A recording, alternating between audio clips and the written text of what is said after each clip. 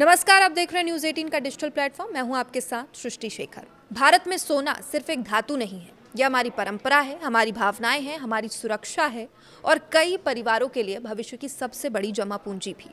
शादी हो, त्योहार हो या कोई शुभ काम, भारत में सोना खरीदना हमेशा शुभ माना जाता है।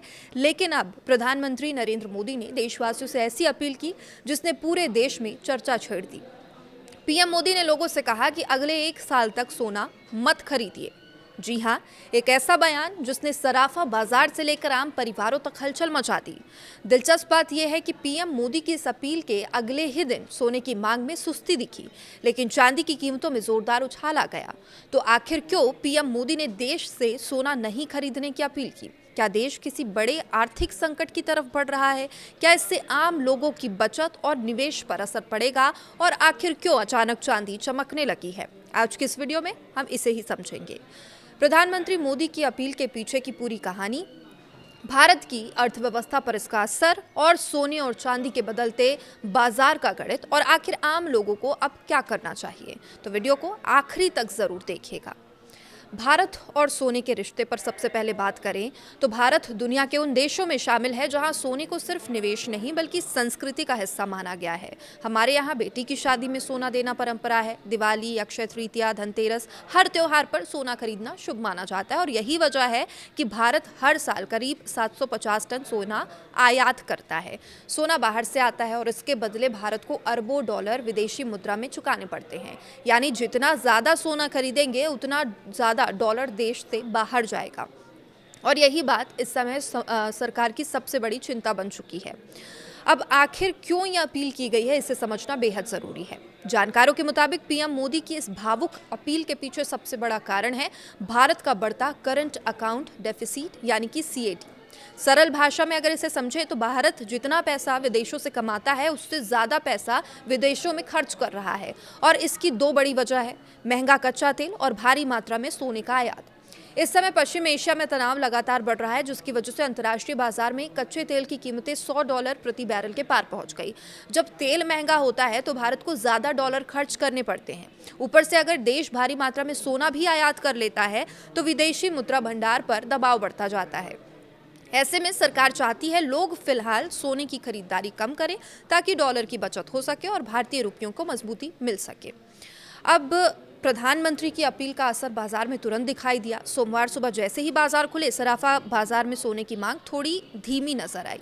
कई ज्वेलरी शोरूम में ग्राहकों की संख्या कम भी दिखी, लेकिन वहीं दूसरी तरफ चांदी ने अचानक रफ्तार भी पकड़ ली। चांदी की कीमतों में जोरदार उछाल देखने को मिला। सुबह के कारोबार में चांदी करीब 2200 यानी 2200 रुपये प्रति किलो तक बढ़ गई और ट्रेडिंग के दौरान कीमतें बढ़कर लगभग 2,64,000 रुपये प्रति किलो तक पहुंच गई।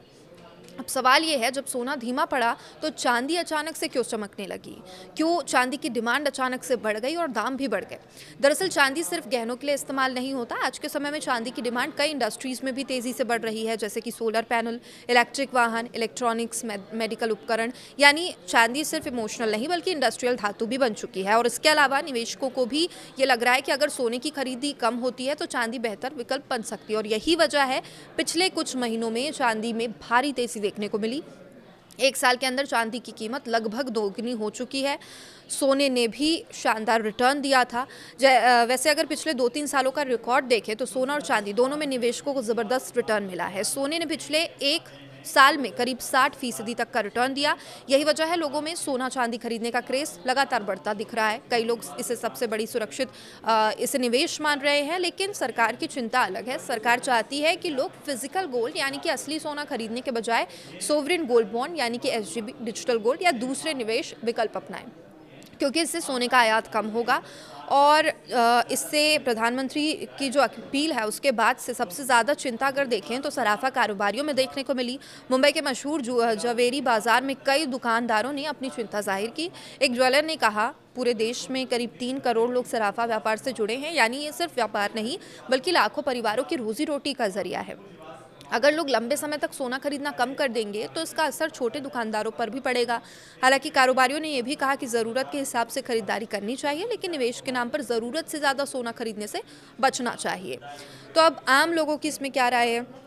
उसमें भी जब आम लोगों से बातचीत की गई तो इस मुद्दे पर जो आम लोग हैं उनकी राय बटी हुई नजर आई। कुछ लोग कह रहे हैं कि अगर देश हित में सोना कम खरीदना पड़े तो इसमें कोई बुराई नहीं है, लेकिन कई लोग का ये भी मानना है कि भारत में सोना सिर्फ निवेश नहीं है, परंपरा और सुरक्षा का प्रतीक भी होता है। खास करके जो मिडिल क्लास है, मध्यम वर्ग है, महिलाओं के लिए सोना हमेशा से इमरजेंसी सेविंग माना गया है। कई परिवारों में आज भी बैंक बैलेंस से ज़्यादा सोना भरोसेमंद माना जाता है। तो अगर लोग सच में सोना खरीदना कम कर दें तो क्या होगा, ये समझना जरूरी है। अगर भारत में सोने की मांग 50% भी कम हो जाती है तो देश अरबों डॉलर की विदेशी मुद्रा बचा सकता है। इससे कई फायदे हो सकते हैं। रुपए को मजबूती मिलेगी, जब डॉलर की मांग कम होगी तो रुपया मजबूत हो जाएगा। करंट अकाउंट डेफिसिट यानी CAD कम घट सकता है। देश का आयात बिल कम होगा, विदेशी मुद्रा भंडार सुरक्षित रहेगा। तेल संकट के बावजूद भारत अपनी आर्थिक स्थिति संभाल सकता है। अर्थव्यवस्था को स्थिरता मिलेगी, सरकार पर दबाव इससे कम होगा। अब क्या ये फैसला लंबे समय तक टिक पाएगा, ये ज़रूरी है समझना कि और सबसे बड़ा सवाल भी फिलहाल यही है, क्या भारतीय लोग सच में 1 साल तक सोना खरीदना कम कर सकते हैं? क्योंकि भारत में सोने की खरीदारी सिर्फ आर्थिक नहीं बल्कि इमोशनल एक फैक्टर बन जाती है, भावनात्मक फैसला हो सकती है। शादी ब्याह, त्यौहार, धार्मिक मान्यताएं, इन सब में सोने की बहुत बड़ी भूमिका है। खास करके साउथ इंडिया में भी जो सोने का आयात है वो ज़्यादा होता है। ऐसे में पूरी तरह सोना खरीदना बंद करना शायद इंडियंस के लिए आसान नहीं है, लेकिन अगर लोग ज़रूरत के हिसाब से खरीदारी करते हैं, निवेश के लिए दूसरे विकल्प चुनते हैं, तो सरकार की ये रणनीति काफ़ी हद तक सफल हो सकती है। अब क्या चांदी नया गोल्ड बनने वाली है, ये भी बड़ा सवाल है, क्योंकि कुछ लोगों का रुख, कुछ नहीं ज़्यादातर लोगों का रुख चांदी की तरफ भी जा रहा है। अब बाजार में सबसे बड़ा सवाल यही उठ रहा है कि क्या आने वाले समय में चांदी नया गोल्ड बन सकती है? क्योंकि चांदी सस्ती है, इंडस्ट्रियल डिमांड बढ़ सकती है, निवेशक आकर्षित हो रहे हैं, सरकार का फोकस भी अप्रत्यक्ष रूप से उसी तरफ जाता दिख रहा है। अगर यही ट्रेंड जारी रहा तो आने वाले समय में ये कहना गलत नहीं होगा कि चांदी निवेश का सबसे बड़ा विकल्प बन सकती है। प्रधानमंत्री नरेंद्र मोदी की अपील सिर्फ सोना खरीदारी से जुड़ी सलाह नहीं है, बल्कि देश की अर्थव्यवस्था को मजबूत करने की कोशिश मानी जा रही है। एक तरफ महंगा तेल, दूसरी तरफ बढ़ता आयात बिल और ऊपर से विदेशी मुद्रा का दबाव। इन सब के बीच सरकार चाहती है देशवासी थोड़ी जिम्मेदारी निभाएं, लेकिन सवाल यही है, क्या भारतीय अपनी सबसे पसंदीदा निवेश परंपरा को कुछ समय के लिए रोक पाएंगे? क्या लोग सोने की जगह चांदी और दूसरे विकल्पों की तरफ बढ़ेंगे? और क्या इससे भारत की इकोनॉमी को सच में कोई फायदा होगा? इन सवालों के जवाब आने में महीने लग सकते हैं, लेकिन इतना तय है कि PM मोदी की इस एक अपील ने सोने चांदी के बाजार में नई बहस जरूर छेड़ दी है। भारत की अर्थव्यवस्था पर इसका असर और सोने और चांदी के बदलते बाजार का गणित और आखिर आम लोगों को अब क्या करना चाहिए, तो वीडियो को आखिरी तक जरूर देखिएगा। भारत और सोने के रिश्ते पर सबसे पहले बात करें तो भारत दुनिया के उन देशों में शामिल है जहां सोने को सिर्फ निवेश नहीं बल्कि संस्कृति का हिस्सा माना गया है। हमारे यहाँ बेटी की शादी में सोना देना परंपरा है। दिवाली, अक्षय तृतीया, धनतेरस, हर त्योहार पर सोना खरीदना शुभ माना जाता है और यही वजह है कि भारत हर साल करीब 750 टन सोना आयात करता है। सोना बाहर से आता है और इसके बदले भारत को अरबों डॉलर विदेशी मुद्रा में चुकाने पड़ते हैं। यानी जितना ज़्यादा सोना खरीदेंगे उतना ज़्यादा डॉलर देश से बाहर जाएगा और यही बात इस समय सरकार की सबसे बड़ी चिंता बन चुकी है। अब आखिर क्यों यह अपील की गई है, इसे समझना बेहद जरूरी है। जानकारों के मुताबिक PM मोदी की इस भावुक अपील के पीछे सबसे बड़ा कारण है भारत का बढ़ता करंट अकाउंट डेफिसिट यानी कि CAD। सरल भाषा में अगर इसे समझे तो भारत जितना पैसा विदेशों से कमाता है उससे ज़्यादा पैसा विदेशों में खर्च कर रहा है और इसकी 2 बड़ी वजह है, महंगा कच्चा तेल और भारी मात्रा में सोने का आयात। इस समय पश्चिम एशिया में तनाव लगातार बढ़ रहा है, जिसकी वजह से अंतर्राष्ट्रीय बाजार में कच्चे तेल की कीमतें $100 प्रति बैरल के पार पहुंच गई। जब तेल महंगा होता है तो भारत को ज़्यादा डॉलर खर्च करने पड़ते हैं। ऊपर से अगर देश भारी मात्रा में सोना भी आयात कर लेता है तो विदेशी मुद्रा भंडार पर दबाव बढ़ता जाता है। ऐसे में सरकार चाहती है लोग फिलहाल सोने की खरीदारी कम करें ताकि डॉलर की बचत हो सके और भारतीय रुपयों को मजबूती मिल सके।